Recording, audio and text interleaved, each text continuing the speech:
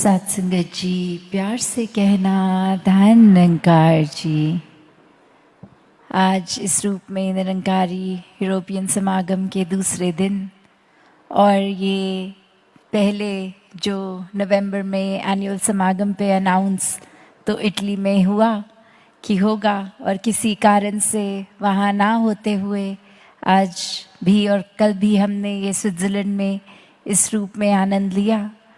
ये भाव भक्तों के ये हर पल में जीने की कला सिखाने वाले, हर पल में अपने आप पे केंद्रित होके फोकस रखकर ये स्पिरिचुअल एक ग्रोथ अपनी करते रहना, ये भाव कि दिन में कैसे एक चाहे एक मोनोटोनस रूटीन की तरह ही काम अक्सर ऑटो पायलट पे इंसान कर लेता है कि उठे हैं कि पहले कुछ एक्सरसाइज कर ली, नाश्ता खा लिया, काम पे निकल गए, वापस आए, कुछ घर के काम कर लिए और मील खा के फिर एक दिन ख़त्म।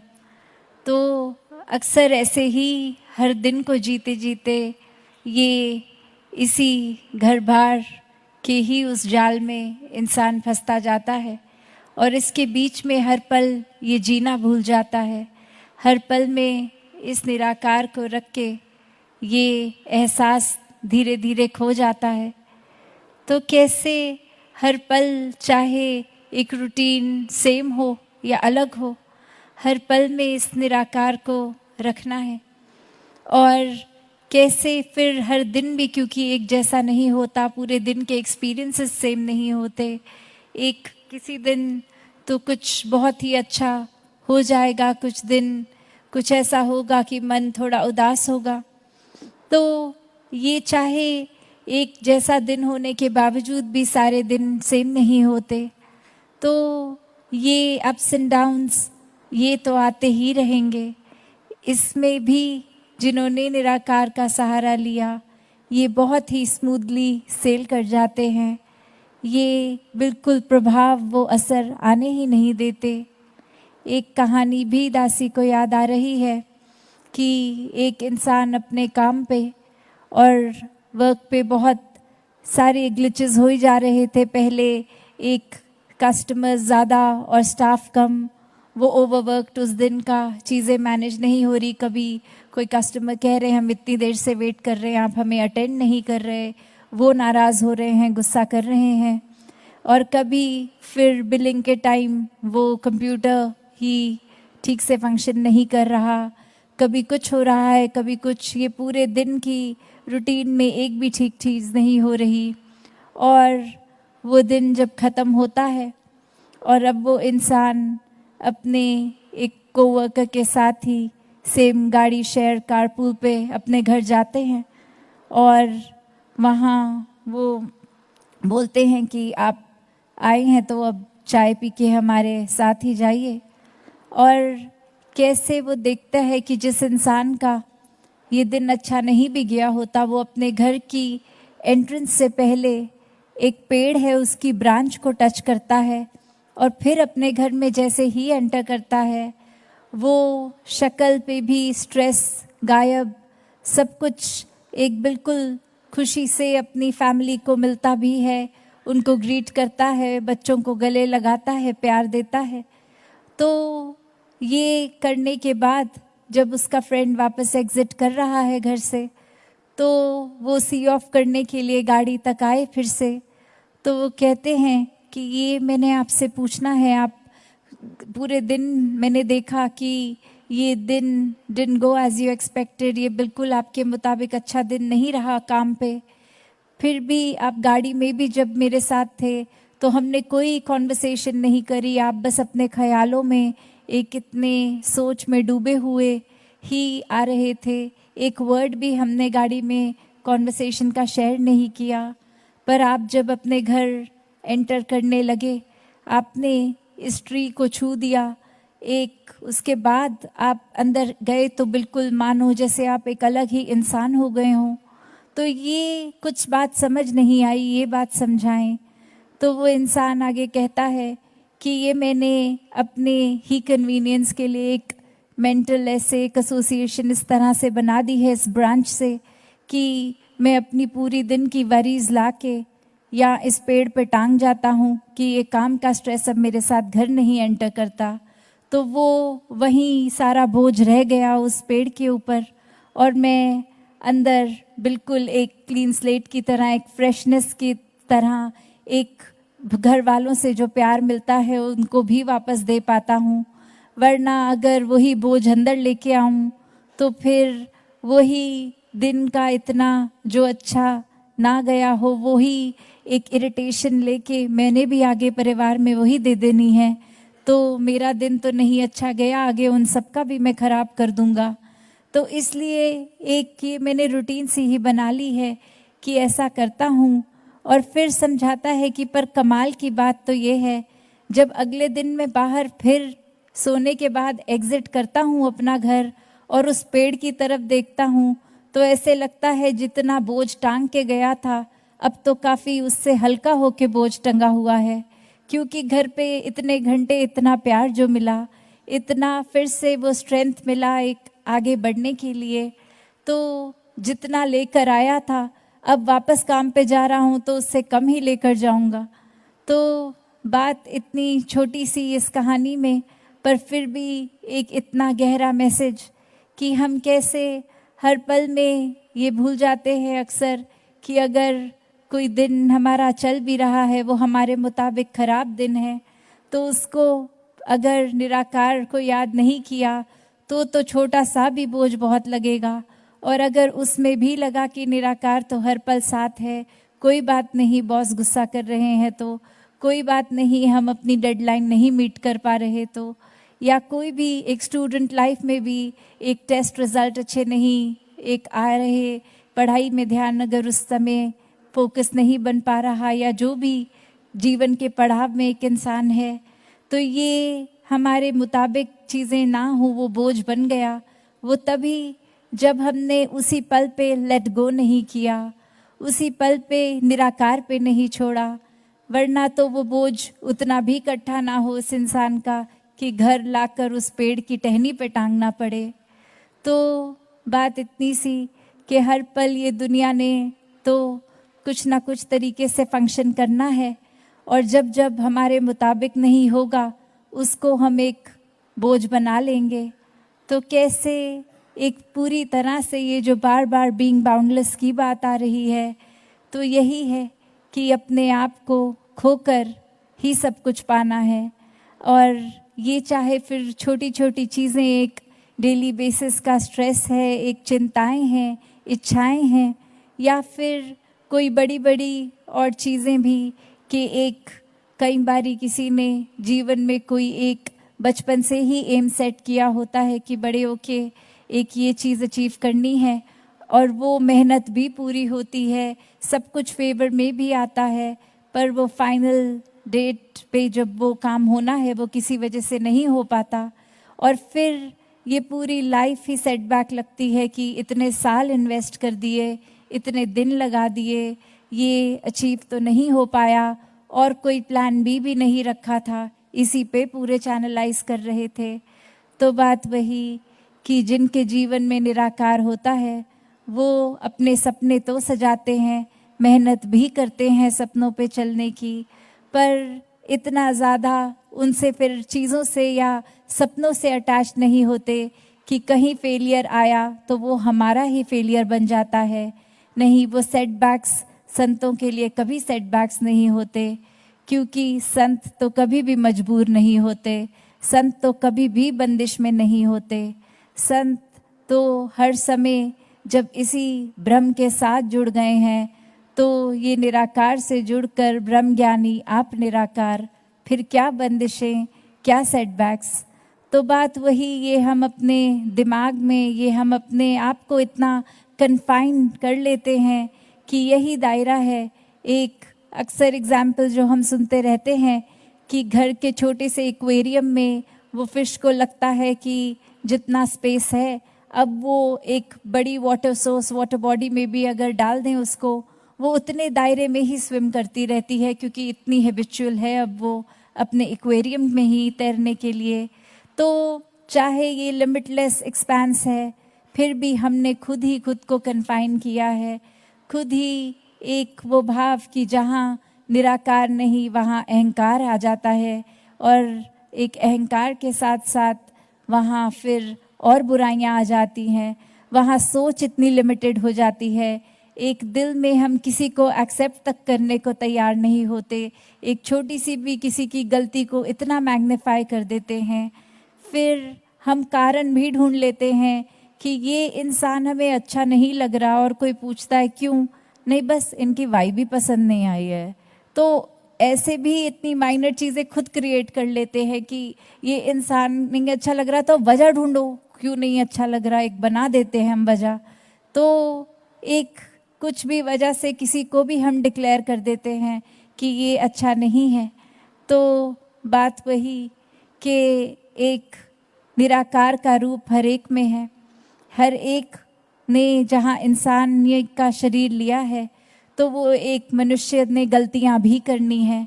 तो इतने क्विकली इतना जजमेंटल भी होने की ज़रूरत नहीं है कि उन्होंने ये गलत कर दिया, so this person is wrong, I will never speak to that person again. ऐसा भी माइंडसेट बना लेते हैं।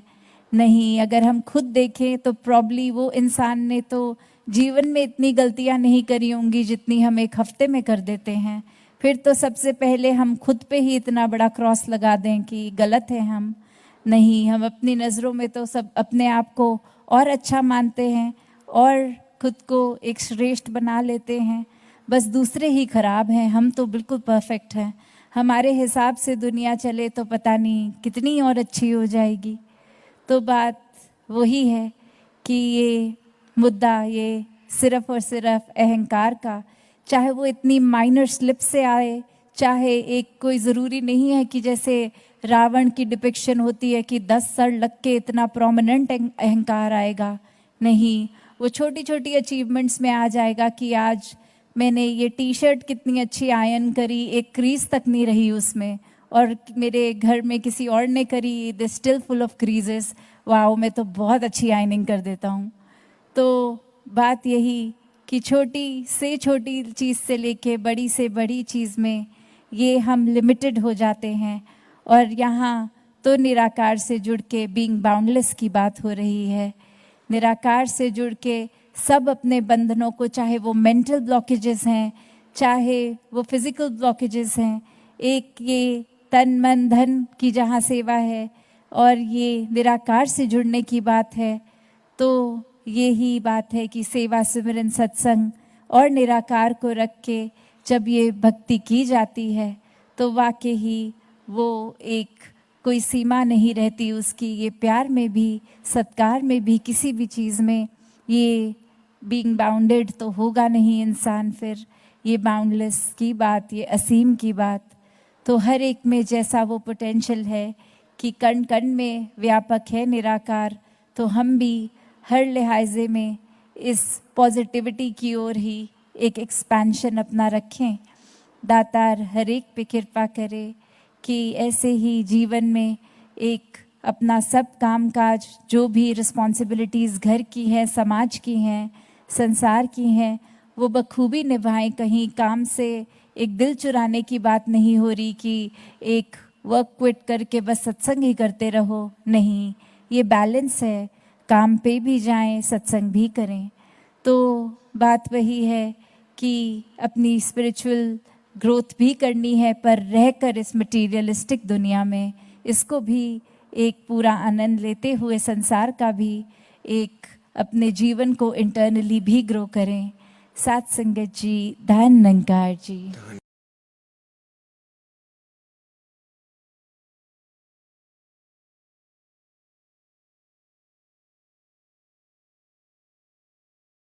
से कहना, Saints say with love, none.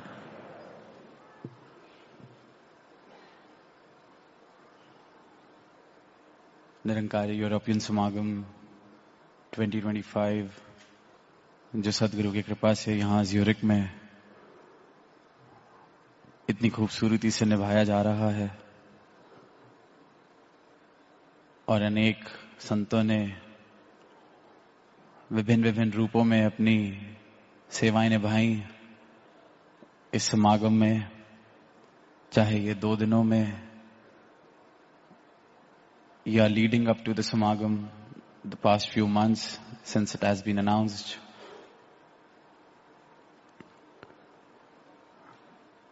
यहाँ 2 दिन के अंदर या चंद घंटों के अंदर शायद अंदाजा लगाना मुमकिन नहीं रहता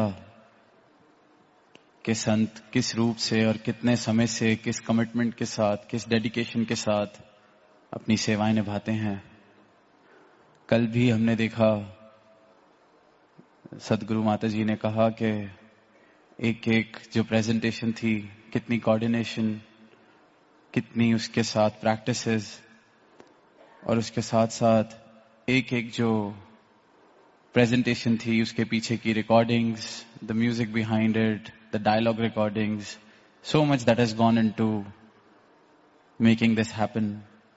ये सुंदर जो हॉल है, इसको इस रूप देना कि ये समागम का रूप यहाँ सज सके, ये जो बैनर्स लगे हैं, किस रूप से एक एक सेवा, चाहे डिजाइनिंग की है, चाहे प्रिंटिंग की है, चाहे स्टूडियो की है, ये जो स्टेज जिसकी आज शुरुआत में ही we were told the dimensions and the infinite symbolism of the stage behind us. The teams have been working so hard. मोंटोवा भवन पर भी सारी सेवाएं चलती रही। यूके, यूरोप, विभिन्न स्थानों से महापुरुषों ने योगदान दिया। सेवा दल सिर्फ यूरोप का ही नहीं, यूके का ही नहीं, वी आर सीइंग सेवा दल from north America here, and everyone has just come for their सदगुरु, फॉर देयर ओन भक्ति। यहां आने का उद्देश्य हर एक इंसान का, हर एक भक्त का सिर्फ और सिर्फ अपने सदगुरु के लिए जो प्रेम है, सिर्फ और सिर्फ ये कि जिस राह पर मैं चल रहा हूं भक्ति की, the golden ticket and the journey after it, उसको मैं सजाता चलूं। जो अवसर मिल रहा है इस राह को और सुंदर बनाने का, इस राह पर मेरे कदम और पक्के करने का, मैं पक्का कर सकूं। पिछले वर्ष के समागम से ही ये विस्तार का जिक्र हो रहा है, बीइंग बाउंडलेस का जिक्र हो रहा है, और अनेक अनेक पहलुओं में जिक्र किया जा रहा है इस विस्तार का, बाउंडलेसनेस का।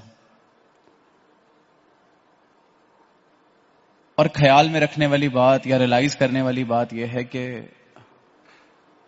विस्तार तो इस निरंकार का, इस परमात्मा का फैला ही हुआ है। असीम तो ये परमात्मा है ही। This Nirankar, this almighty, this one true entity already pervades through every particle of this universe. It's limitless. तो फिर विस्तार हर जगह, हर कण में पहले से ही बसा है। असीमता हर जगह बसी है, तो सीमता, सीमित है तो कौन है? वो मैं हूं। अपने आसपास खड़ी की गई दीवारें हैं, अपनी सोच, अपनी अजम्पशंस, अपने बायसेस, अपनी आइडेंटिटीज, अपनी एसोसिएशंस, अपनी प्रेफरेंसेस, अपनी संस्कृतियां, अपने संस्कार, एक नहीं हजारों दीवारें हैं मेरे आसपास खड़ी, जो मुझे इस असीम से दूर करके रखी हैं। सीमित अगर कोई है तो वो मैं हूं। If there is someone who is limited, that is me, bound by my own thoughts, my own identity. और सदगुरु विस्तार का जिक्र कर रहे हैं, विस्तार की ओर इशारा कर रहे हैं, the journey towards being boundless. तो वो जर्नी ऐसा नहीं कि मीलों मील का कोई सफर है जिसके बाद कहीं पहुंचना है। जहां है वहीं वो मंजिल प्राप्त होनी है। बस आसपास की ये जो दीवारें हैं इनको घेरना है। कहीं पढ़ा था कि एक घर है, चारों दीवारें, छत, और घर में कोई खिड़की नहीं है। There's a house with 4 walls and a roof without any windows.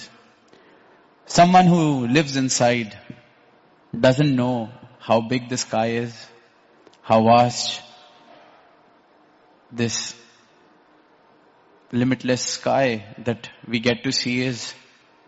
सूरज की रोशनी कितनी फैलती है ये भी नहीं पता चलता, सूरज कितना बड़ा है ये भी नहीं पता चलता, क्योंकि 4 दीवारी है, खिड़की भी नहीं। तो कहते हैं कि किसी ने कहा कि तुम्हें पता है कि कितना फैलाव है इस आसमान का। Someone asked that man living in that house, do you know how the expanse of the sky, do you know about it? And that man says, I don't know what the sky is. तो फिर वो इंसान एक छोटा सा whole जिसे हम कहते हैं, जैसे दरवाजों में होता है, वो बना देता है कि can you see through the hole that I have made in the wall for you? Try to peep through the hole and you might get to know the expanse of the sky. You might see the sunlight outside. अब उस इंसान ने कहा कि हाँ देख लिया, कोई इतना नहीं, ये जरा सा जितना आपने दिखाया, इससे जितना दिखा. The next thing that happens is a window is carved out of a wall and then the sky is seen. The perception of the expanse of the sky increases. फैलाव अब दिखा, विस्तार लगने लगा.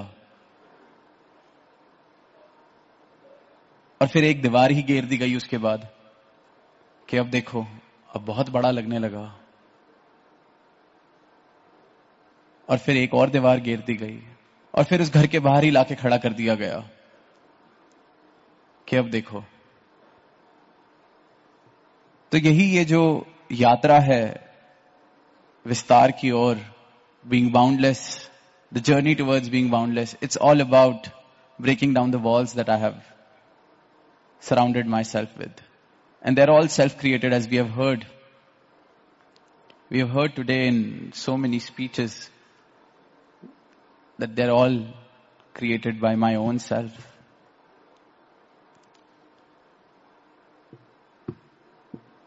तो ये दीवार घेरने का काम शुरू तब होता है जब इस बात का एहसास हो कि आसपास दीवार बनी हुई है. अगर मुझे यही लगे कि मेरे आसपास तो कोई दीवार ही नहीं, मैं तो पहले ही बहुत विस्तार प्राप्त कर चुका हूं, तो ऐसे इंसान का किसी दीवार घेरने का या खिड़की भी बना लेने का उस दीवार में लगता नहीं कि बात मुमकिन है. उसको जरूरत ही नहीं लगती. लगता है मुझे क्या जरूरत है, औरों को जरूरत होगी, मेरा विस्तार देखें अपनी दीवारें घेर के. और यही इंसान कर रहा है. मैं अपनी राह में खुद दीवार बन के बैठा हूं, वो आए तो किस रास्ते से आएगा. अक्सर सुना परमात्मा आने को तैयार है, मेरे मन में विराजने को तैयार है. वो कहते हैं मन के आसन में परमात्मा इंतजार कर रहा है बैठने का, पर खुद उठो तो सही उस आसन से, तो कहीं बैठेगा.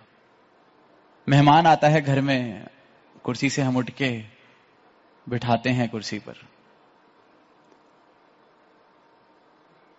और परमात्मा पूरा का पूरा विराजना चाह रहा है मेरे मन में, इस मन को मंदिर करना चाह रहा है. ये भी नहीं कह रहा कि ज्यादा साफ सफाई करो, तैयार करो. तैयार तो सदगुरु कह ही रहे हैं, तैयारी तो पल पल चल रही है सेवा सिमरन सत्संग से. पर इस आसन पर जिस पर खुद बैठे हो वहां से उठना पड़ेगा, तभी परमात्मा विराजेगा. बिल्कुल तैयार बैठा है. ये दीवारें घेरनी पड़ेंगी, विस्तार यही है. Boundlessness is not far away. It's just about knocking down those walls. अनेक अनेक तरीकों से इन्होंने इस बात को युगों युगों से समझाया है, सिखाया है. आज हम सुन रहे हैं, आज के समय में बिल्कुल नहीं कहा जा रहा कि कोई त्याग किया जाए, किसी चीज को छोड़ा जाए. बस ये एहसास बताया जा रहा है कि ये सत्य है. ये सत्य वाली जो नजर है, जिससे मुझे मेरी पहचान मिली है, ये मेरी पहचान है. इस बात का एहसास करके अगर मैं जी रहा हूं तो विस्तृत रूप में ही जीवन चल रहा है, लिमिटलेस जीवन ही चलेगा. As long as I'm aware of this one true identity of my own, of this God knowledge that I've been bestowed upon. अगर एहसास है और ये लिव जुड़ी हुई है इस दातार से, इस सत्य से, सदगुरु के चरणों से, तो मंजिल पर ही है. फिर ये दीवारें बन नहीं सकती, क्योंकि दीवारें तो मैं बनाऊंगा जब मैं हूं बनाने के लिए. परमात्मा तो असीम है, और जब मैं खुद को इस असीम में शामिल कर चुका हूं तो समुद्र में कोई क्या दीवारें बनाएगा, समुद्र में कोई क्या लकीरें खींचेगा, आसमान पे कोई क्या लकीरें खींचेगा. यही एहसास. तो इस बार तो यही कह रहे हैं कि ये एहसास हो, बस यही बहुत है. आपा अर्पण कर देवे वाली बात जो सुनी कि बस ये समर्पित भाव से जीवन चल रहा है. ये नहीं कहा जा रहा कि देखो तुम्हारा मन तुम पर हावी हो जाएगा, इसलिए सब कुछ त्याग दो, घर बेच दो, झोपड़पट्टी में रहो, सन्यास ले लिया जाए क्योंकि मन भारी हो जाएगा, हावी हो जाएगा, फिर आसक्ति बन जाएगी. You will be attached again to your possessions, so let go of them. ये नहीं कह रहे. कह रहे हैं आनंद लो, ये संसार भी तुम्हारे लिए बनाया है, पर अनासक्त आसक्ति के भाव से, डिटैच्ड अटैचमेंट के भाव से. कितना भरोसा दिखाया जा रहा है आज के समय में. सदगुरु अपना ज्ञान दे के कह रहे हैं कि साथ साथ इस संसार में भी आनंद लो.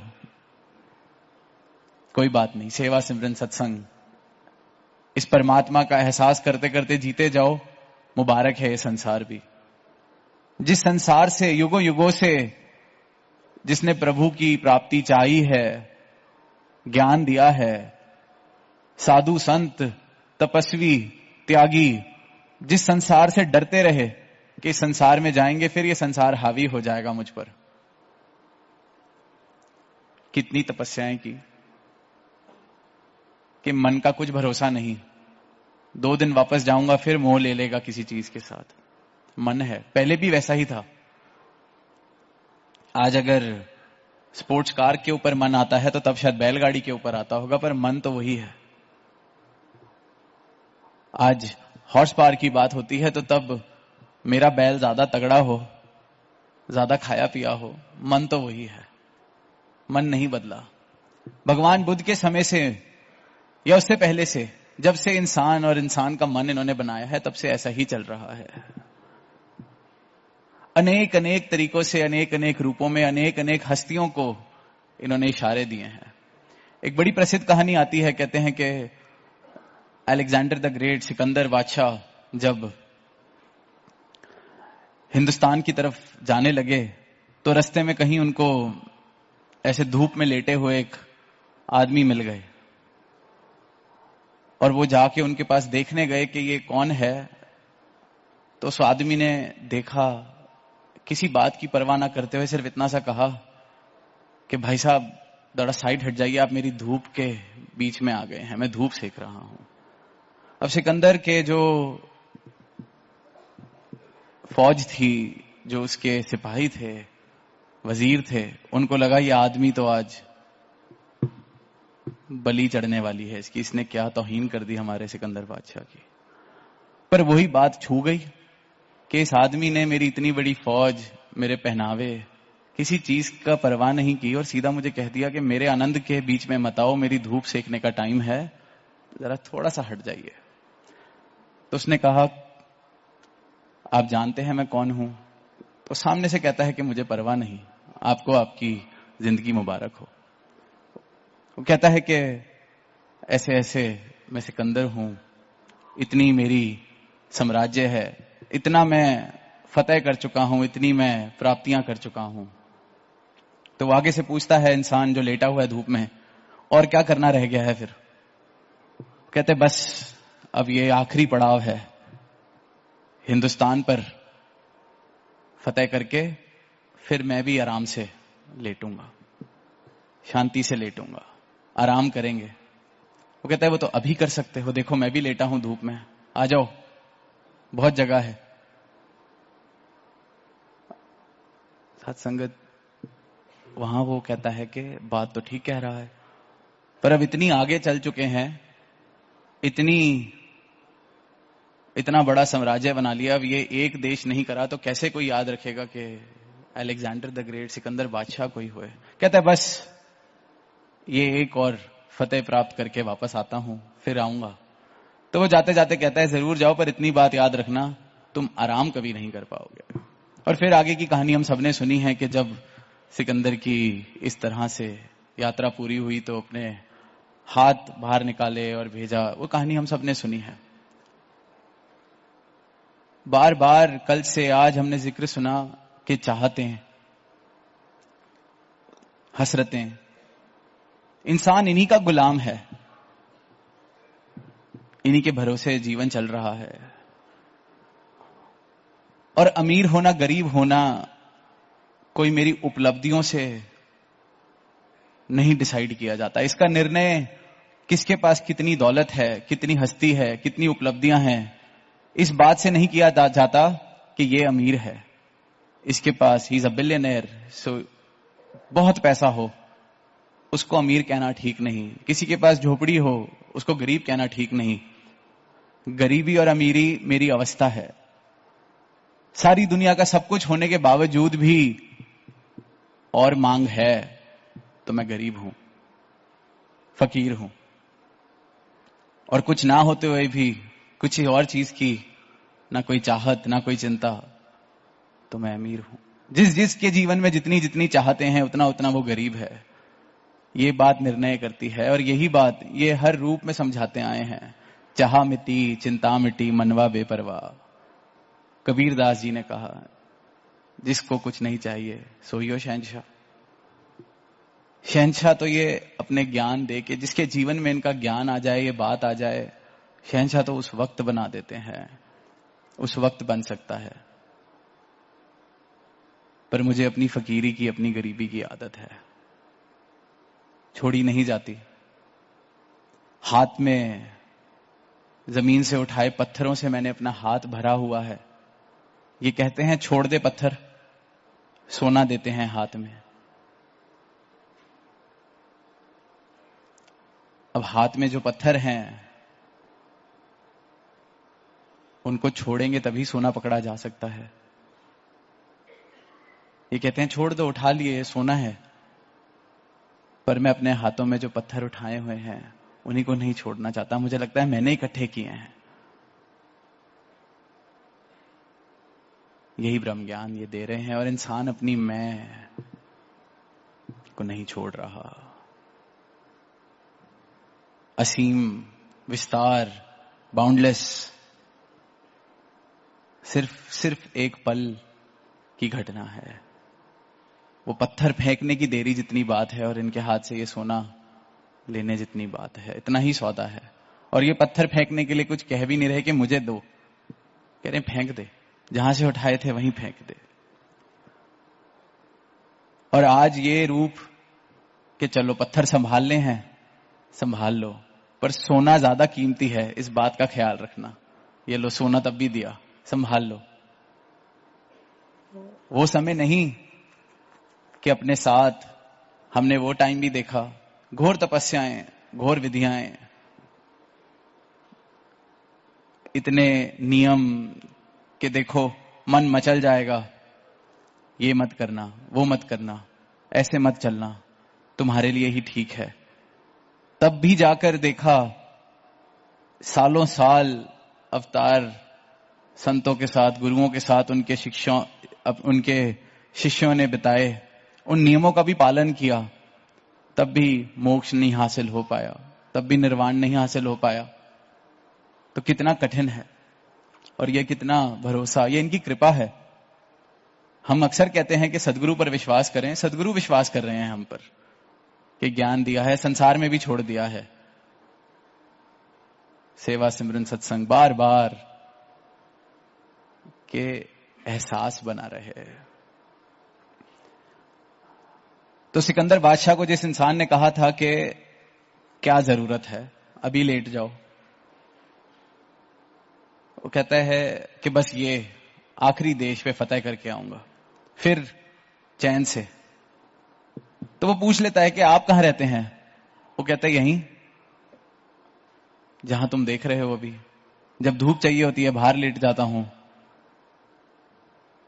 एक छोटी सी इंतजाम अपना किया हुआ है, जब रात को सोना होता है अंदर जाके सो जाते हैं। कहता है बस यही है आपके पास, और कुछ नहीं है? कहते हैं और कुछ चाहिए ही नहीं। बहुत बढ़िया है, और कुछ चाहिए ही नहीं। कहते हाँ, थोड़े टाइम पहले तक एक पात्र होता था, एक कटोरा होता था मेरे पास, उसको मैं लेके चलता था। पानी पीना है तो उसमें से पी लिया, कुछ खाना है उसमें रख के खा लिया। एक दिन पानी पीने गया नदी के किनारे, तो एक जानवर वहीं आया उस नदी के किनारे पे और पानी पी गया, बिना किसी पात्र के, बिना किसी कटोरे के। मैंने कहा मुझसे अच्छा तो ये जानवर है, इसको किसी कटोरे की भी जरूरत नहीं है पानी पीने के लिए। तो कहते उस दिन मैंने वो कटोरा भी फेंक दिया, अब मैं भी ऐसे ही पी लेता हूं पानी जब पीना होता है, चाहिए ही कुछ नहीं, खूब आराम है, खूब चैन है। तो साथ संगत, वो अवस्था प्राप्त करने के लिए कितनी चीजों से बैर किया गया, कितनी चीजों का त्याग किया गया, कितनी चीजों से डरा गया शायद कि छोड़ दो। अब वहां उस इंसान जिसने ये किया, इस तरह का जीवन जिया, उसकी तो अवस्था होगी। फिर इंसान सोचता है कि शायद यही करने से काम बनता है। उसकी अवस्था थी, उसने छोड़ दिया। फिर इंसान को लगता है कि शायद परमात्मा के करीब जा ही वो सकता है जिसने चीजें त्यागी हुई हैं, जिसके पास कुछ है नहीं। फिर वहां इन्होंने राजा जनक जैसे भी एग्जाम्पल्स दिखाए, महलों में रहे ब्रह्मज्ञानी होकर, इस परमात्मा को प्राप्त करके। तो ये जो विस्तार है, ये जहां मैं हूं, जिस जगह मैं हूं, वहीं पर पूर्ण समर्पण जिस पल हो जाता है, वहां ये विस्तार हो जाता है। जैसे कोई फल अगर किसी वृक्ष पे लगा हो, किसी पेड़ पर एक फल लगा हो, जब वो पक जाता है वो अपने आप ही गिर जाता है, उसको तोड़ना नहीं पड़ता। अगर वो पक गया वो अपने आप गिर जाता है, प्रकृति का नियम है, लॉ ऑफ द नेचर। बस ऐसे ही जिस पल पूर्ण समर्पण हो गया उसी वक्त विस्तार है, उसी पल विस्तार है, सारी दीवारें गिर जाती हैं। I am boundless in that very moment when I cease to exist. कल अवेयरनेस की बात हुई, we heard a very good talk on being aware, awareness of my true self. होश रहे, एहसास रहे सत्य का। तो ये होश पूर्वक जीवन जीना भी कोई आज की बात नहीं है कि साइकोलॉजी कह रही है। हर पल यही कहा गया है, हर रूप में भक्ति, परमात्मा, आनंद, अवस्था इस परमात्मा के साथ एकमिक होने वाली, इस बात का ही होश है कि इस बात का होश बना रहे, अवेयरनेस बनी रहे कि मैं, ये जो माया का रूप मुझे मिला है, मैं ये नहीं हूं, आई एम बियॉन्ड दिस। तो अवेयरनेस हर पल बनी रहे। तो देयर इज अ टर्म, आजकल स्टोइसिज्म के ऊपर बहुत पढ़ाई होती है, बहुत यूट्यूब वीडियोस भी, there are lot of people who follow stoicism. तो एंशिएंट यूरोप में लैटिन वर्ड था एक there was this text which says memento mori, and it means that remember you must die. तो इस समय में यूरोप में रोमन टाइम्स, उनकी भाषा का एक शब्द है मेमेंटो मोरी। आजकल उसको स्टोइसिज्म के साथ एसोसिएट करते हैं। जो स्टोइक्स रहे, कुछ ग्रीक रूलर्स, वो भी इस प्रैक्टिस को फॉलो करते थे। मेमेंटो मोरी का जो ट्रांसलेशन है वो ये है कि याद रखना एक दिन मौत आएगी। अब this was another thing that people used to remind themselves. They tried to be aware of the fact that I must remember that I will die. तो अब इस चीज की अवेयरनेस रखने के लिए कहीं लोग अपने डेस्क पे एक स्कल रखते थे, जो हम खोपड़ी कहते हैं. खोपड़ी अपने घर में रखी हुई है ताकि याद रहे एक दिन मेरा भी यह हाल होना है. कहीं जाते हैं तो there are lot of paintings, lot of symbolisms, and बहुत सारी दुनिया इस चीज को, खुद को याद दिलाना कि एक दिन मृत्यु ने आना है. याद रखना ये जो सब कुछ है, एक दिन मृत्यु ने आना है. Awareness, being aware of the fact that you will die. तो रोमन टाइम्स की भी कहते हैं एक प्रथा होती थी. Any time a general used to return back after a successful conquest, there used to be a tradition that there will be a massive procession throughout the city of Rome for that general. There will be a big chariot and he'll be standing on it, and the entire city will be showering praises, showering flowers, chanting his name out. पूरी एक शोभा यात्रा निकाली जाती थी उस अफसर के लिए जिसने पूरी फौज को फतेह करा के लाया. पूरे शहर से उसकी वाह, ताकि सारी दुनिया को पता चले कि फतेह करी है. And during this procession, while that general is soaking in all the glory that is being showered upon him, the entire city of Rome, the magnificent city of Rome, singing praises. There used to be a common peasant standing behind that general and whispering in his ears, memento mori, memento mori, memento mori. उस अवसर जिसकी शोभा यात्रा निकाली जा रही है, जिसके ऊपर फूल बरसाए जा रहे हैं, जिसके नाम के जयकारे लगाए जा रहे हैं, उसके पीछे एक आम से इंसान को खड़ा कर दिया जाता था, जिसके कान में बस इतना ही कहता था, याद रखना एक दिन मृत्यु ने आना है. याद रखना एक दिन मृत्यु ने आना है. यहां जयकारा लग रहा है, पीछे से आवाज आ रही है, याद रखना एक दिन मृत्यु ने आना है. किस लिए? कि ये जो आज दिख रहा है माया रंग बिरंगी जेड़ी, ये जो दिख रही है, याद रखना एक दिन मृत्यु ने आना है. ये सब कुछ ढल जाएगा. मेरी शरीर की यात्रा खत्म हो ना हो सकता है जो आज नाम का जयकारा लगा रहा है, यही जो आज फूल बरसा रहे हैं, ये कल तुझे गाली भी दे सकते हैं. ये जो चकाचौंध है, इसकी भी मृत्यु आ सकती है. याद रखना, मेमेंटो मोरी.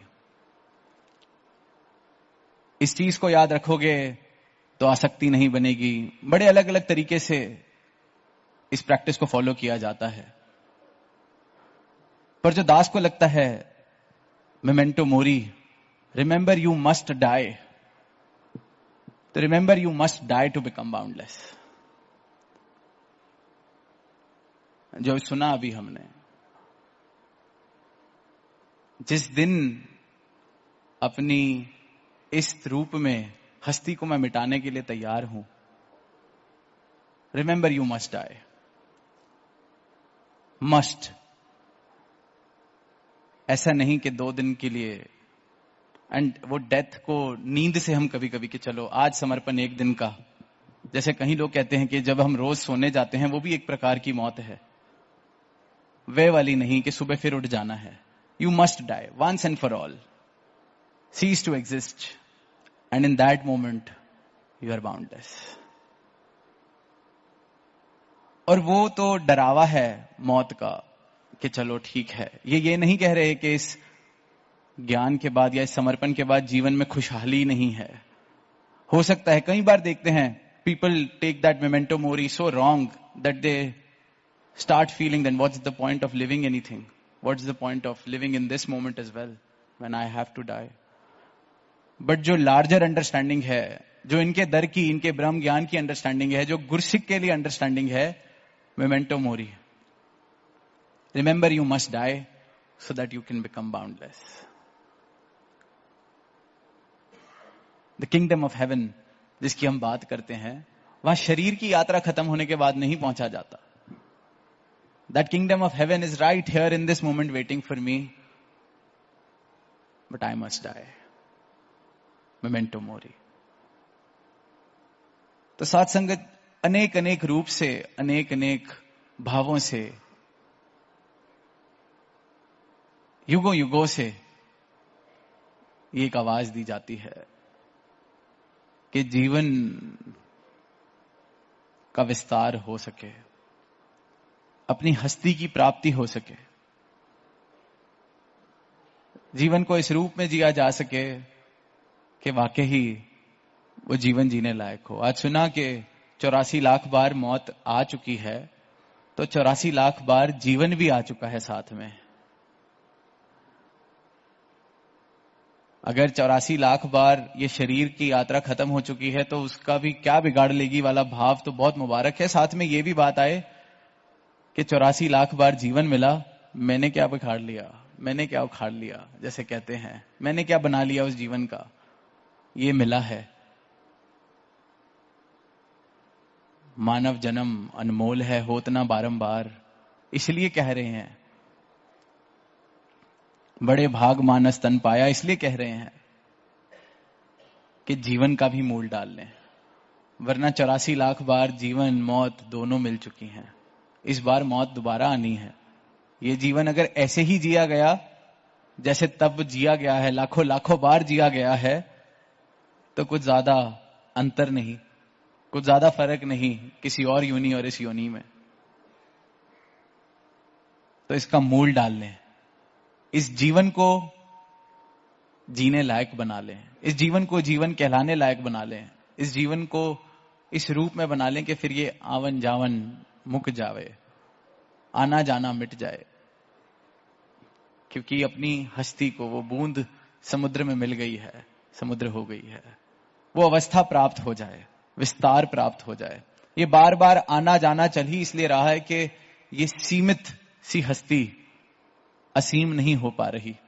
और जब असीम हो गई तो फिर तो सब कुछ जो आ रहा है इसी में आ रहा है, जो जा रहा है इसी में आ रहा है. जब जिसमें जो आ रहा है मैं वही हो गया, तो फिर आना जाना किसने है. ये विस्तार इस रूप में सदगुरु आए हैं, दे रहे हैं युगों युगों से.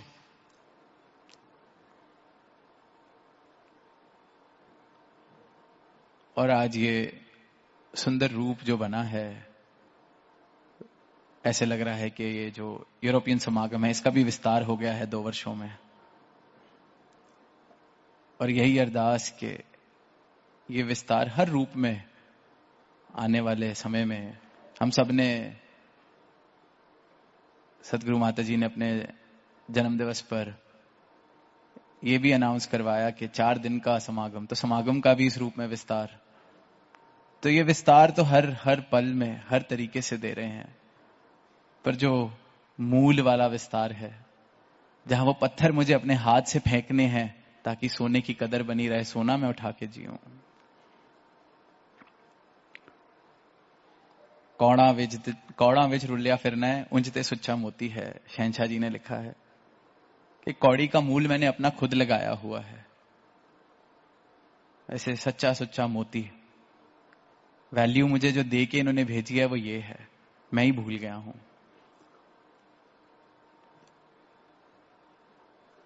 धूल जम जाए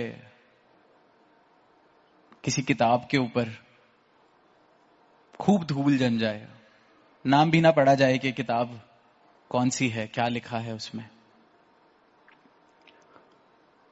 अब वो चाहे कोई वेद हो या ग्रंथ हो, उस पे धूल जम जाए, इतनी मोटी परत धूल की जम जाए कि दिखे ही ना कि क्या किताब है.